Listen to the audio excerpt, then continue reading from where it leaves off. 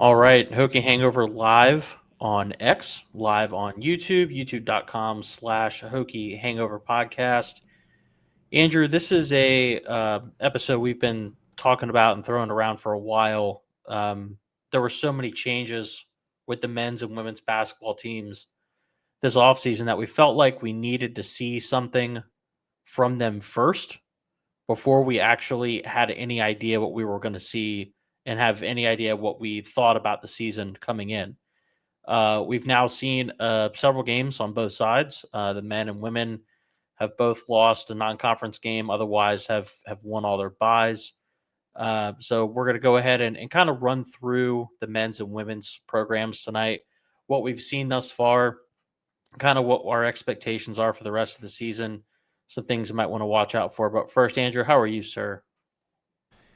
Doing well, Rick. I'm doing well. Glad we could get together and do this. Obviously, our man, the one and only Mike McDaniel, on vacation for the week. So it's going to be you and me captaining the ship here, which is all good. Mike, for a man that has like 17 jobs, it's cool that he can align all of his PTO into 1 week. And I guess that we'll mark this down as PTO for him. Actually, I don't know. Should he get paid for this episode? We're not quite sure. We'll have to bring that to the lawyers and the accountants for the Hokie Hangover podcast. But until then, excited to sit here and watch some hoops with you, Rick.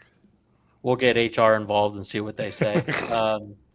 So we'll go ahead and start with the men's team. Andrew, this is a program that's kind of fallen on hard times in a couple different ways since Mike Young was able to win an ACC championship a few years ago. They've missed the tournament now consecutive years. Essentially the entire lineup from last year is gone. And Mike Young was very busy this offseason trying to plug those holes, find some guys that he could put in at the starting spots, and also round out his bench. And through the first few games here, he's played quite a few guys, and that's something that I think we'll be talking about tonight is how big this rotation is, and how small it might get by the end of the year. So Tech, obviously, Delaware State, South Carolina Upstate, 2 blowout wins to start the year. No worries there. 6-point win over Winthrop on November 11th. Not that great. I think we were all a little concerned about that game. And then obviously the game a few days ago on Friday, Penn State, they're playing in Baltimore. Andrew, Virginia Tech really did not contend in this game whatsoever. They lose by 20 plus. Andrew, I don't know what your thoughts are on what you've seen thus far, but I think this team's going to be outgunned on a lot of nights. I just don't know that they have the firepower on offense. Yeah, Rick. I mean, they probably don't have the firepower on offense. Initially we had talked about doing this episode potentially on Thursday. For a number of reasons, we pushed it off. But one reason I thought it would be a good idea to wait is in a world where you're looking at a effectively completely new team. I mean, make no mistake here, Ricky. From the 2023 and 2024 roster, your top 7 leaders in terms of minutes per game are no longer on the roster. Yeah.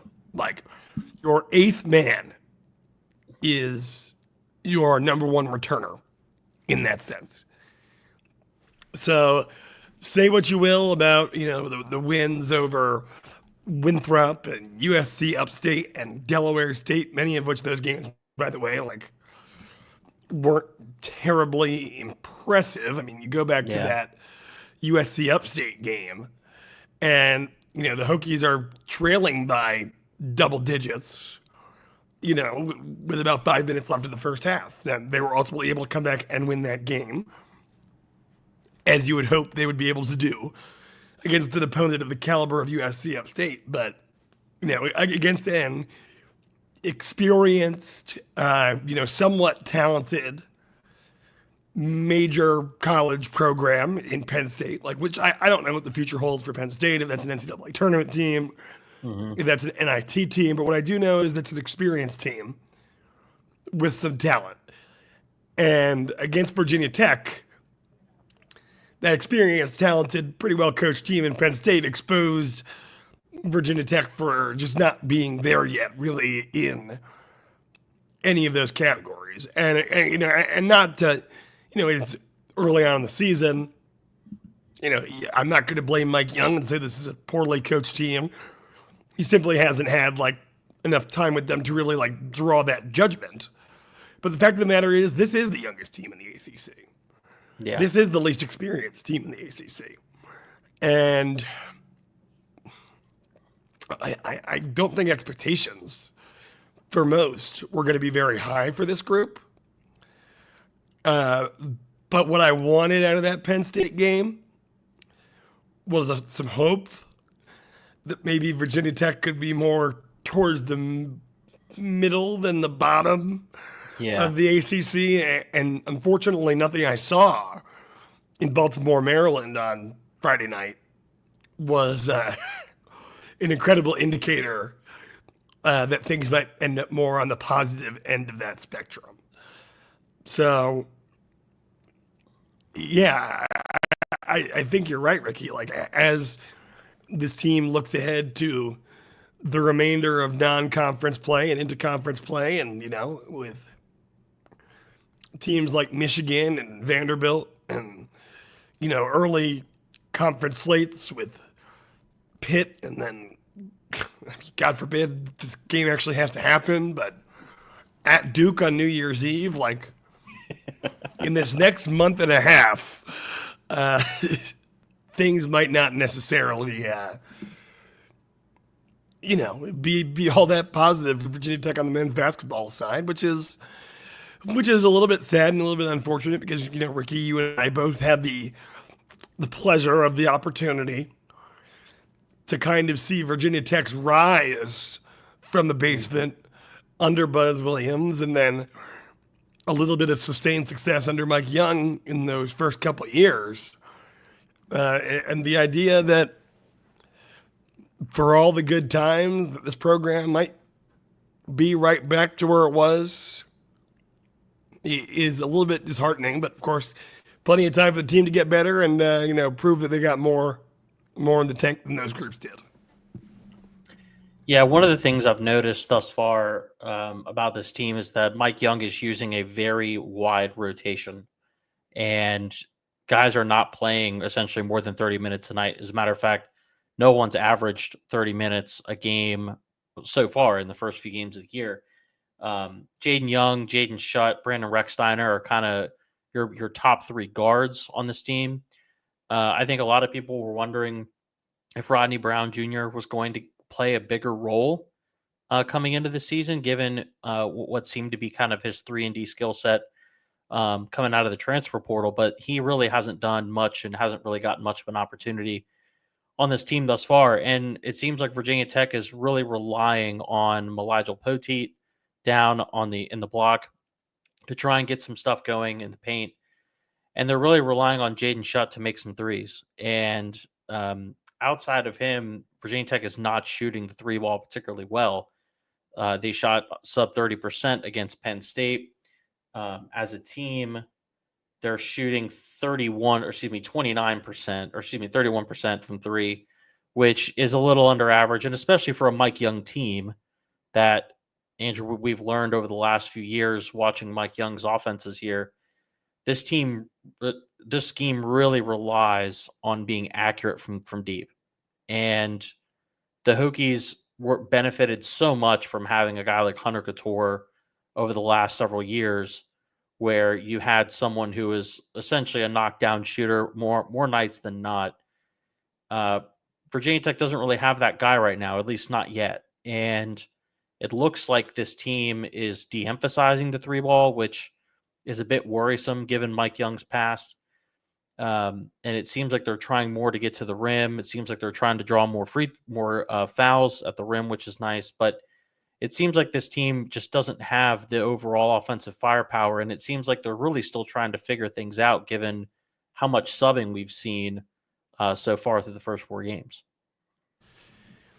The Hunter Couture point's interesting, Rick, because I guess now that I'm thinking of it, prior to the season opener against Delaware State. The last Virginia Tech basketball game I watched, where Hunter Couture wasn't a rostered player, was that Sweet 16 game in Washington, D.C. That's wild. Yeah. It's like, Yeah. how He's been such a mainstay. yeah, he was one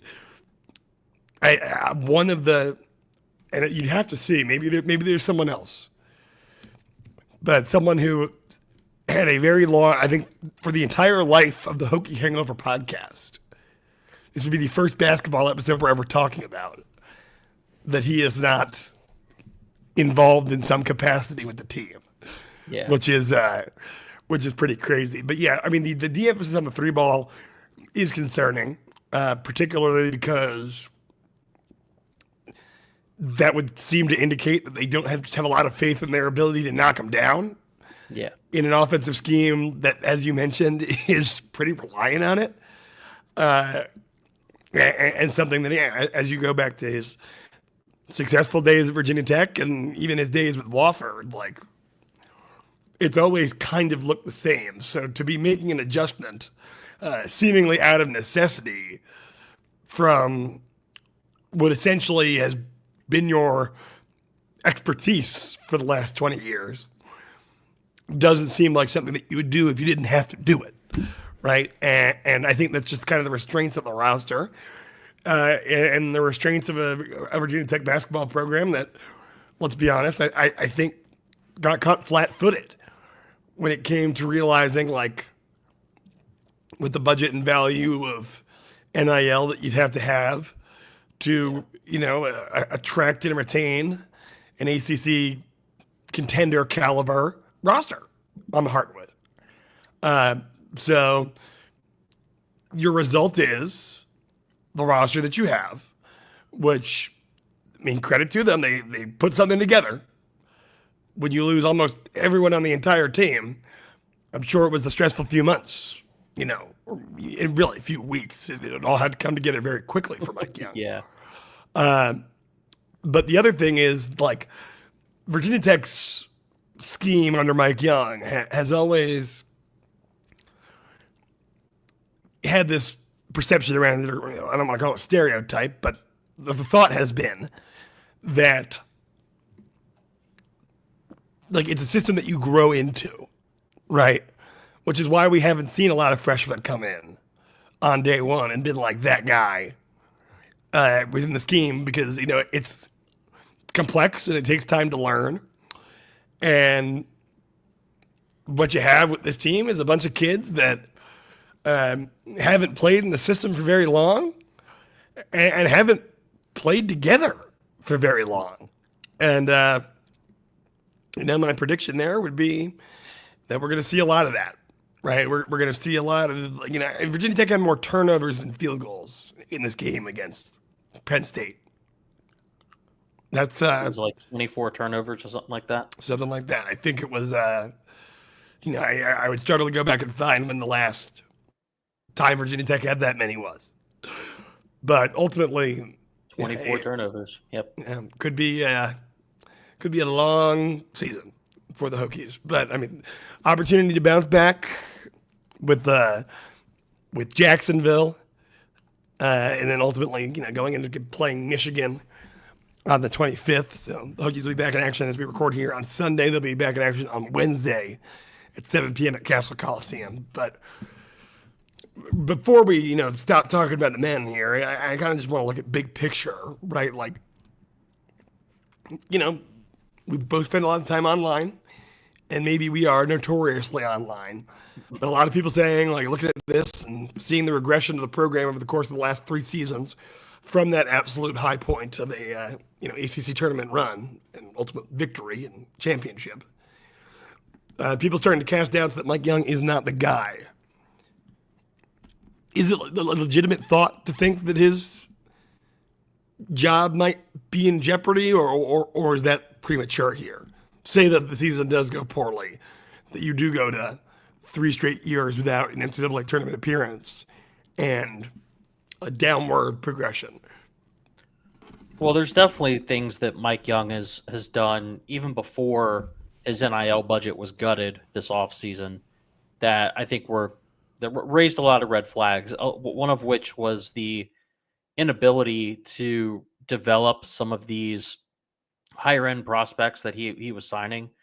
Um, the Maddoxes, the Bama Seals, Rodney Rice, like these guys he was getting them into the program, and then nothing was happening. And meanwhile, he was, hitting home runs in the transfer portal with Kebe Aluma, um, Justin Mutz, but then he wasn't able to really develop those high end guys that he was able to get.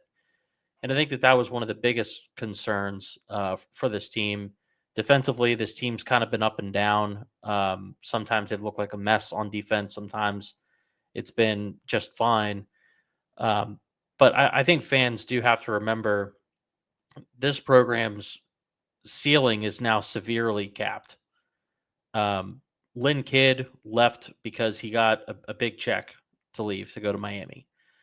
Sean Padula gone, same issue. So this is a program that, even though they were able to get someone like Toby Lawal, which I am excited about, I think he has a lot of potential as he continues to grow into his game. He's kind of a late bloomer when it comes to basketball, and he's got an incredible athletic ability.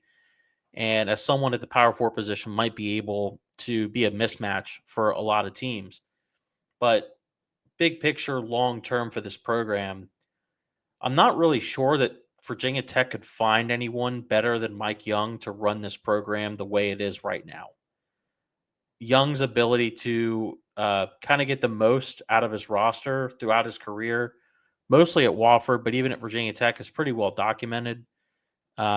He is widely considered to be one of the better offensive minds in the sport, not just at the collegiate level, but even at the professional level.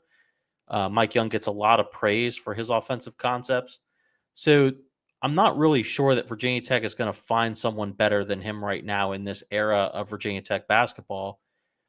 And Andrew, that's frustrating from a sense of, in a lot of ways, he's being handicapped by the administration and their, in my opinion, correct philosophy of investing heavily in football. But the downside of obviously investing heavily in football is that those resources are not available elsewhere. And we saw that impact this program firsthand. But again, Virginia Tech would probably have to go get an up and coming assistant to run this if they were to try and part ways with Mike Young, or they would have to hire some sort of retread coach that, in the end, I'm not sure they're going to bring anything different or better than what Mike Young is bringing. Now, the flip side of this is that Mike Young has coached a lot of basketball, Andrew, and I'm not sure if he's going to want to continue to do this much longer, given the landscape of the sport, how things have changed, whether or not he believes that he's really being given an opportunity in Blacksburg by the current administration. So if I'm Virginia Tech and I'm the athletic director, or I'm the university leadership, I have bigger problems than what's going on the hardwood right now. I don't expect Virginia Tech to be all that good this year, but I don't think that this team is necessarily going to underachieve. And generally speaking, when a team or a roster underachieves, that's a coaching issue. I don't think that that's necessarily going to be the problem here. I think more often than not, Mike Young just is not going to have the horses night in and night out to put on the floor to keep up. And going 500 in league play this year would probably be a godsend. That might be that'd be a miracle, Ricky. that's probably the ceiling for this team if we're being realistic. So I mean, I was looking it up here. Virginia Tech coming into the year, the media ranked them 14th overall preseason. I think that that's a pretty accurate representation of where this program is going to be. It's certainly likely that they can fall in that group, given how young they are and how many growing pains we're probably going to see this year. But as it comes to Mike Young, I just don't think that Virginia Tech needs to try and pull that trigger right now, given all of the questions about the football program, the issues that they're having over there. And also, everyone needs to be completely crystal clear about the job that is being asked of Mike Young and the resources that he's being given, which isn't very much. Yeah, I mean, exactly. Like, I mean, quite frankly, like, you can't give someone a knife and send them to a gunfight and hope they win. Like, Don't expect them to come home. yeah, and that's kind of just the way it is right now, unfortunately. And hopefully, there is, at least going into next year, a realignment of expectations surrounding the basketball program and a conversation, preferably a serious one, about what we expect out of Virginia Tech basketball. And, you know, I know a lot of fans out there, and it's a conversation we have all the time, you know, amongst friends and folks on the internet and what have you, that, you know, oh, I'd give up any basketball success, all the other sports, for a competitive football product. Well, unfortunately, we're stuck between a rock and a hard place where the football results are in line with the results that we were getting when basketball was actually playing very well. And we've neutered the basketball program for just that. So, yeah. I mean, it sounds like classic Virginia Tech. And perhaps it is. But yeah, I think that if what I've heard is true about how mismanaged the NIL situation was, Mike Young's got to have a long leash. Yeah, it would seem and that this year really has to be a not your fault mulligan as we look forward to the future. But at the same time, like, my fear, and I do think Mike Young is an excellent coach. I think you could go to coaches all across the country, bring up his name, and they would agree on that sense. But I do wonder, given the background of Mike Young's success in developing over time within a system at a group of 5 program in Wofford, group of 5, but, you know, mid-major program in Wofford. Yeah.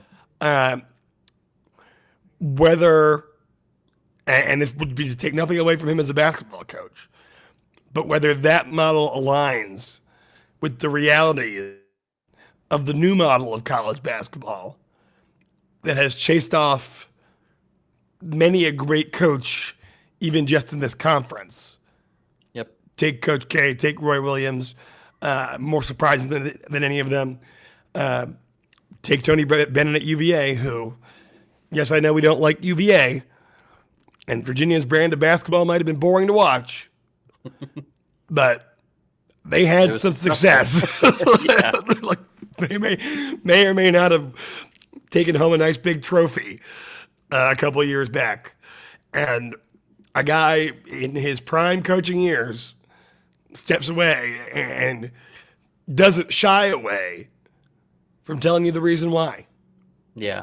And it's because this model, you know, whether players were being paid under the table before or not, it's still so glaringly different from business as it was that, you know, we do need to, you know, and I'm not saying it's going to be this year, but as time goes on, you know, evaluate Virginia Tech's chances of success through the lens of reality in the current day and age, which is hard because it seems the reality of the current day and age changes from month to month in college athletics in these days. Yeah. But, yeah, because again, I like Mike Young a lot. And Mike Young has taken Virginia Tech basketball to a point that they had never been before. And that is hoisting an ACC tournament championship. But it just, and again, no offense to him, but with the new model, combine that with a Virginia Tech administration that seems to be showing a lack of seriousness towards basketball insofar as the resources that they dedicate towards it. Yeah. It'll be interesting to see what the future holds. Andrew, there's essentially a 5-game stretch here in the middle of the season that I think if Virginia Tech wants to finish at 500 in conference play, this is the stretch where they really need to stack wins. So they have a road trip, a West Coast road trip at Stanford, at Cal. They return. They get NC State at home, Wake Forest at home, and then Georgia Tech. Though, Andrew, those 5 games are all going to be eminently winnable, I think, given what we know of those teams right now. Obviously, that's subject to change. It's a long season, but kind of sandwiched between the Duke Miami games and then the Clemson game after that. That stretch of the year in January seems like a really important spot where Tech might be able to pick up maybe 3 or 4 conference wins, maybe even all 5 if they're hot at the moment.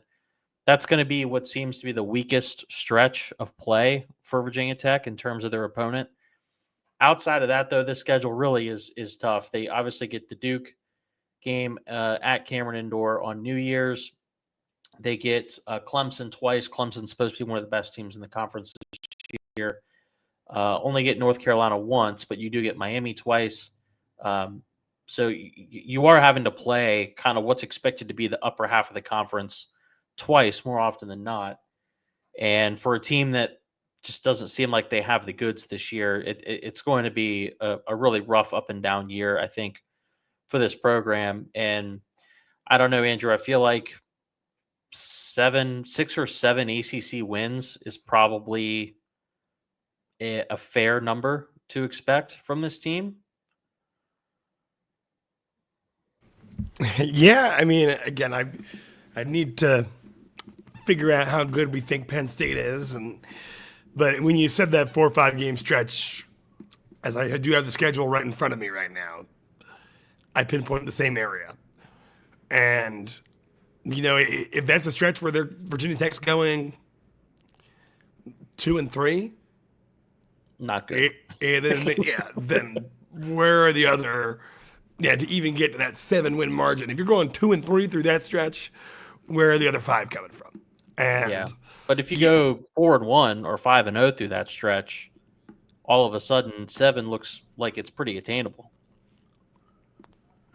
Yeah, and yeah, I mean, if you get 4 wins there, again, that speaks larger volumes about the program and where things are at overall. I mean, you're probably starting. You're at least 1 and 1, probably 1 and 2 at best. That's with a win over Pitt. Miami's always tough, and you're extremely unlikely to who on this team is guarding Cooper Flagg? Yeah, I don't know. not sure. The answer is no one. Not sure how many people in the country are guarding him. But yes, exactly. So, I mean, things are likely to get off to a slow-ish start there, but at least if they can get through that area of the schedule, not totally emotionally and physically beaten down by that lower echelon of the conference that they're going to seem to be playing, for the most part, all in a row, Rick. That would give us, at least as fans and people who like to sit around and armchair analyze the program, a competitive conference record through at least the beginning of February, mm-hmm. which would, it would be nice because I know,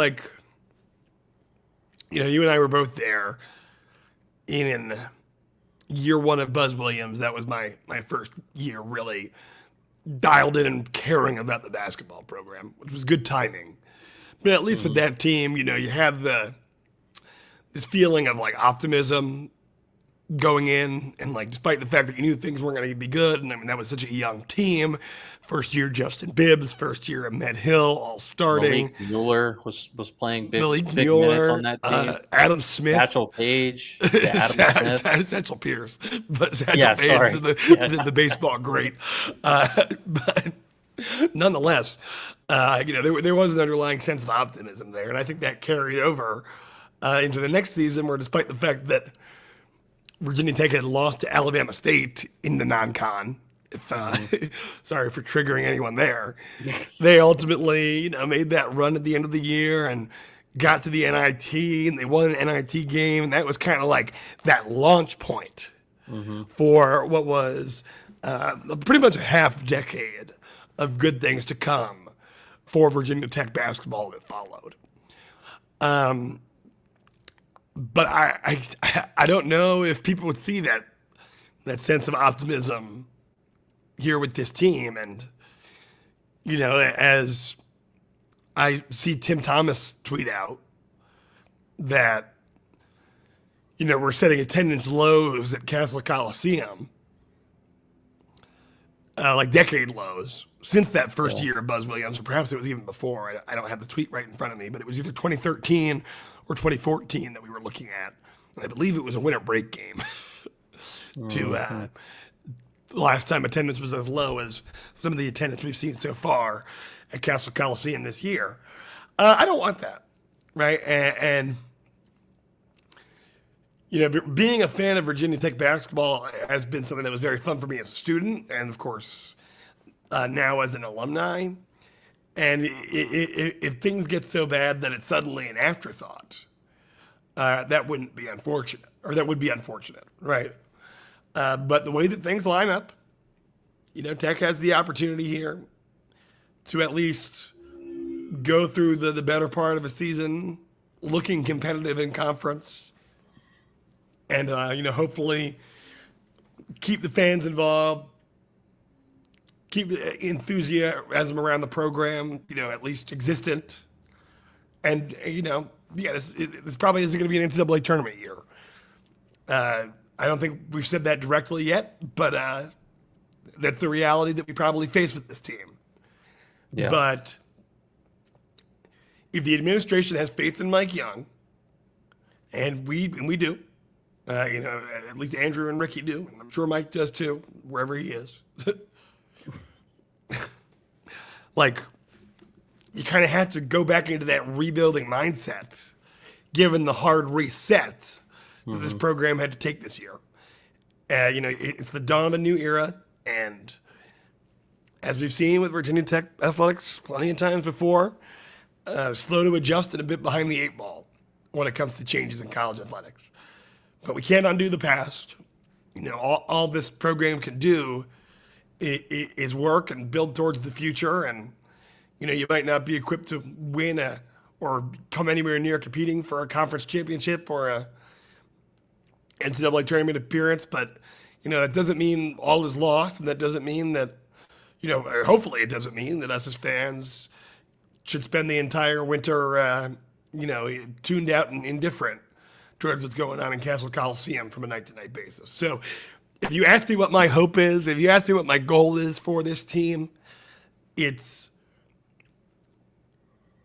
can we say, and I think this Penn State game is going to be a huge, we'll call it the starting point, right? Is this young team playing better, more cohesively in February than they were in November? If they're not a doormat throughout, that seems like a success. And then ultimately, if we can go into next year when we're doing the same podcast 365 some odd days from now, yeah, and we can talk about maybe being back in that conversation, which isn't just going to involve what happens on the floor this year, but also what happens, in the athletic administration offices in April and May, and even between now and then, and we can insert some hope back into the thing, and maybe look at this year as a blip on the radar rather than a greater indicator of a trend that what's been dubbed the golden age of Virginia Tech basketball has come to a swift and final conclusion. Yeah, I think for me, if Tech can find a way to, like you said, play more cohesively and better basketball in February than they are right now, considering every player in the rotation except for Ben Burnham and Maligel Poteet has 1 or more years remaining of eligibility. Because, Andrew, like you said, this team is so young, the youngest in the conference. I mean, they have the opportunity to potentially build on something for next season. And if they can find a way to get to the NIT even, I think that's a huge boon for this program. It Oh, gets you NIT would be excellent, Rick. all sorts of extra practices and extra games for these younger guys. I mean, Rex Steiner's in his first year starting. Jaden Young, same thing. Um, these guys really just need more time on the floor in order for them to improve. And finding a way to build some of that momentum going into next year would be huge. You're right. This team is going to take a lot of lumps from now until essentially March. But if they can continuously build and have that kind of that slow burn, especially on the offensive side, I'll be really encouraged by Mike Young and what he's done with this really young group. And now he's been able to mold them. But we'll have to wait and see, obviously, how that goes. As Andrew mentioned, this team will be back on the floor Wednesday night, November 20th, at Castle against Jacksonville. And then obviously the tournament against Michigan. That's a huge one in Fort Myers. We'll see how they play in that game. Andrew, I'll be honest, I don't know a ton about Big Blue on the floor this year, but if it's anything like the basketball team, they'll be a huge disappointment. Well, last year was, I believe, a particularly tough one for Michigan. Again, I don't know much. Maybe I'll do a little bit of research between now and our Duke preview, which will happen on Wednesday. And I'm sure we won't touch on it too much, but maybe we could touch on it a little bit because knowing Hokie Hangover, we're going to record it like 9 p.m. or later. And the Jacksonville basketball game will be over by that point. So I'll try to come with a little bit of analysis from that one and hopefully some news and notes surrounding the Michigan game and everything that's going to go on in that Fort Myers tip-off. Not losing a bye game would be nice, especially with this roster. That would be fantastic. If they can avoid the embarrassing loss in the game that you're paying for, that would be great. Anything else, Andrew, on the men's side before we do a quick rundown of the women's team? Yeah, nothing right now. I mean, again, like we said, we'll get that Jacksonville slate. Jacksonville also part of that Fort Myers tip-off, though they are in a different division. Virginia Tech, Michigan, the winner will play the winner of South Carolina and Xavier. So Virginia Tech will either get the winner or loser of South Carolina and Xavier, depending on, obviously, how they do in that first game. But I'll try to do a little research on that. We'll see if I actually am compelled to follow through, but we'll come up with something between now and then. Again, the basketball, how many Hokie Hangover podcasts you folks get in the months of January and February probably greatly depends on the, we are a Power of the People podcast. If it's competitive enough for you guys to want to watch, then it's competitive enough for us to want to come out and talk about it. But at least here in the beginning, we'll try to stay optimistic, stay enthusiastic, and give you guys the best analysis out there when it comes to this program. And, of course, on the women's side, too, where, no one knows more than Ricky the Blue. I don't know about all that. Certainly maybe several years ago. Yeah, but 2015, that was true. Speaking of reboots, Andrew, I'm not sure a program has undergone much more of a reboot than Virginia Tech women's basketball in the school history for quite some time.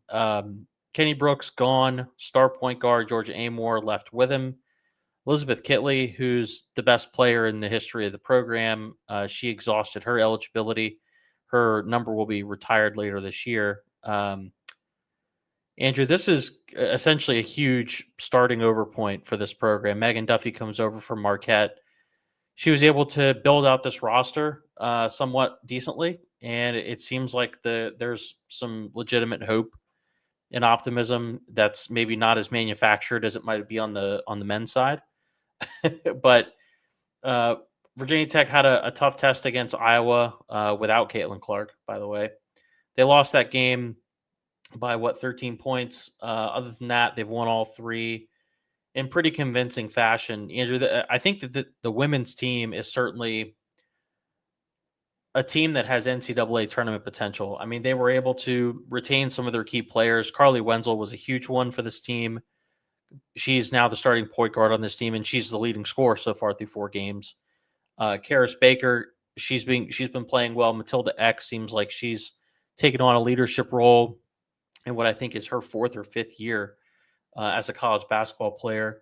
Rose Michaud has played better. She, I think, was one of the more disappointing parts of this roster last year, and it seemed like Virginia Tech really would have benefited from having a little bit more from her. But Rose has been solid so far. Samaya Suffren's played well off the bench. This team does have some really intriguing pieces, Andrew. And I think a lot of this year is going to come down to the development of Carly Wenzel. If she's able to play even 75-80% of what Georgia Amore was giving this team for the last 2 seasons, Virginia Tech's going to have a shot to win a lot of games. And I'm not going to say that they're going to be, close to what Kenny had them, humming at the last 2 years. I think top 10 is probably a bit out of reach for this program. But if Virginia Tech is able to undergo the revolution, both in terms of roster and coaching staff, and NIL issues, which have affected both the men's and women's side on the hardwood, I think that would be a really, really well done coaching job for Megan Duffy in her first year. And folks have to remember, she was taking teams to the tournament at Marquette, so she's got that winning pedigree, kind of similar to what Kenny Brooks had when he first took over this program. Yeah, man, absolutely. I mean, for me, it just comes down to, working with the foundation that Kenny left, right? I mean, obviously, Virginia Tech basketball was taken to truly new heights. I think when Ricky LeBlue was on the beat in Castle Coliseum in the basement, every single day, if I told him that, before he turns 30 years old, Virginia Tech was going to go to a Final Four, he would have laughed in my face, right? Yeah. That ended up happening. And it was the combination of a lot of really special people coming together at once. That being Kenny Brooks, that being, of course, Elizabeth Kitley, the greatest player in the history of the program, that being Georgia Amore, who is up there and has that pedigree as a top 5-10 women's basketball player at Virginia Tech. And, obviously there's a reason that when she entered the transfer portal, despite the fact that everyone knew exactly where she was going to go, she was considered to be probably the best available transfer nationally, right? I mean, it was that kind of player that Virginia Tech lost. And, it speaks to that when you look at a girl like Carly Wenzel, who, we're now seeing her in the driver's seat for Virginia Tech. And she's dropping 16, 17 points a game. And, this was a rotational player. Didn't get a ton of minutes. I mean, she played a lot, but Georgia was playing 35 minutes plus almost every game. Yeah. And so Carly wasn't really asked to do a whole lot. And she's now being thrust into that role where she is the catalyst for this team on the offensive end. And that is a new role for her. Certainly in this program, and it's going to test her in ways that she hasn't been tested yet. But thus far, Andrew, she's passing, at least against the lesser competition. Yeah, exactly. And it's good that she's had a couple of years in college basketball, and under Kenny Brooks to be able to make that adjustment to that next level. But yeah, for the first time in her collegiate career, at least, Carly Wenzel is going to be asked to be that engine that makes this team go. And again, the results so far so good. I don't think Virginia Tech, they seem to be handled by Iowa. That's a pretty good program, obviously. Caitlin Clark really laid some groundwork there. And, once things got to the third quarter, Iowa kind of separated themselves in that game. And I'm not going to lie and tell you that I've watched a ton of the other ones other than that. But, yeah. So far so good. You're going to look at this non-conference Power 5 game against who but the Rutgers Scarlet Knights, That comes up on Tuesday at 6 o'clock. Catch that Sick on your of seeing AC. Rutgers, man. Yeah. Sick of it. Catch that on your ACC network extra feed. But yeah, I mean, I would say I'm certainly more optimistic given the experience that's coming back, given the pedigree of the coach, given the program being left in just even in a transition in a better place than the men's side was in,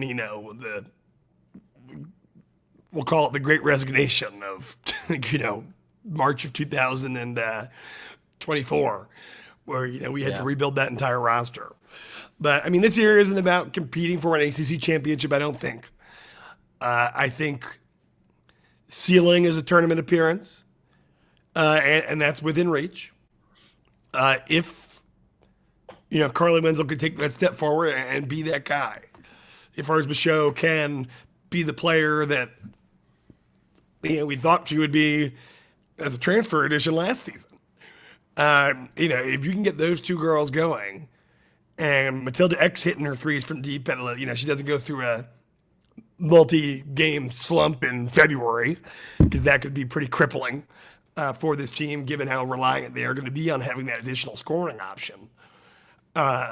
This could be a tournament team. But ultimately, tournament or not, right, it's about Megan Duffy solidifying herself, and kind of guiding the program in the direction that she wants to take it, which, to your point from earlier, like, at a high level, she's done it before. So, as fans, I encourage you to stay engaged in the women's side, because, there's been nothing. One of the few things I've ever experienced, right? And few things I've ever experienced were like what I experienced with Virginia Tech women's basketball, where suddenly just everyone I knew, like at least within my Virginia Tech social circle, which in reality is the vast majority of my overall social circle in the world, suddenly just became diehard women's basketball fans. We're like paying $100 to go watch, Georgia Amore take on Caitlin Clark. And, I have my crazy football fans who sit in their basement and drink whiskey on the weekdays, doing so watching, Virginia Tech play Georgia Tech on the women's side on a random Wednesday night in February. Like, it was all very exciting, and it's cool to have, just an additional leg of the overall Virginia Tech brand and program that this fan base can get behind and support. And I hope that doesn't all go away here. I think we made a great hire in Megan Duffy that exceeded my expectations.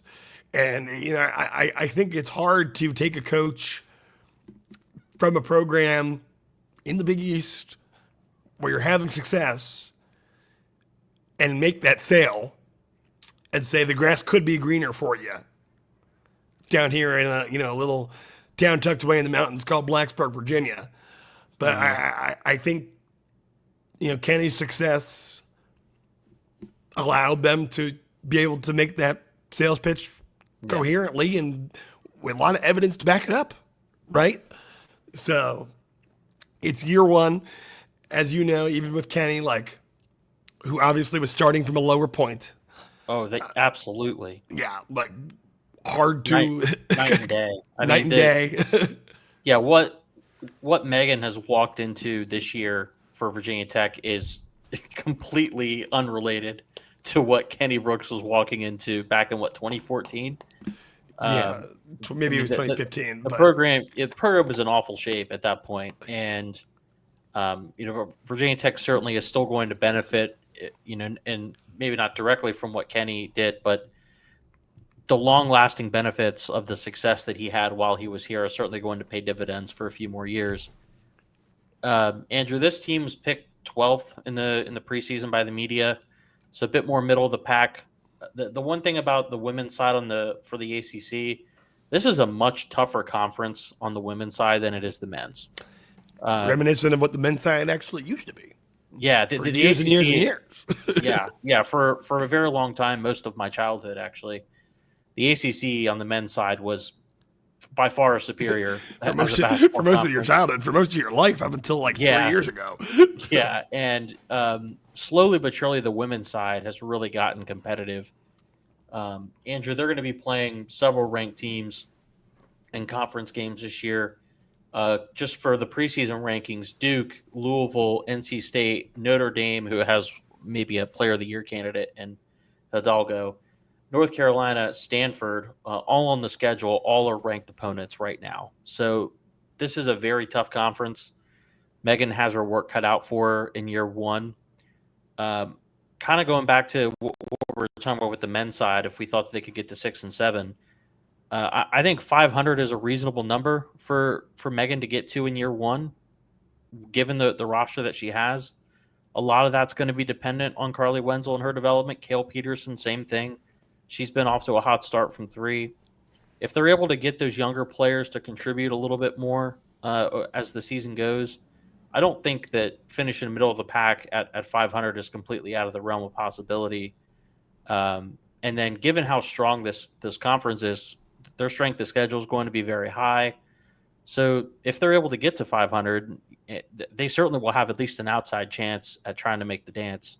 I don't think that that's likely, but I do think it's at least a significant possibility. Yeah, I'd agree. I would say go 500 in conference play, you're going to be in the conversation, right? Yeah. And that should be the goal. And again, I'm not going to judge too heavily one way or the other as it is year one. Megan Duffy is trying to establish stuff, but I'm certainly more bullish on the women's side and their chances of being able to remain nationally relevant and seemingly competitive in conference, through that final day of the season than I am on the men's side. Yeah, I do think that the women's side will at least be playing semi-relevant games in middle to late February. I'm not so sure about the men's team in that regard. Anything else on the men's or women's team before we wrap this up?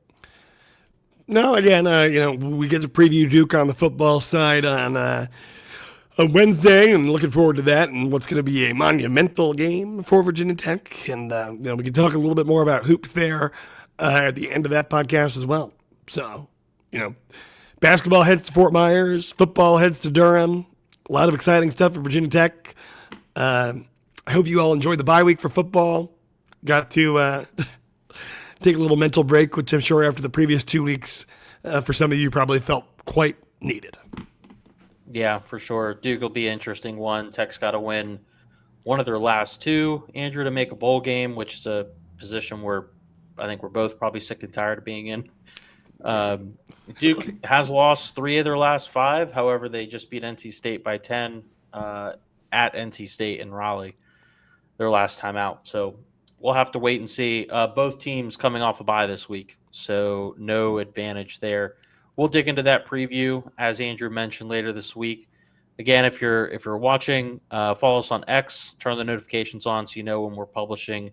If you're watching on YouTube, make sure that you hit the bell, subscribe there so you get the notifications.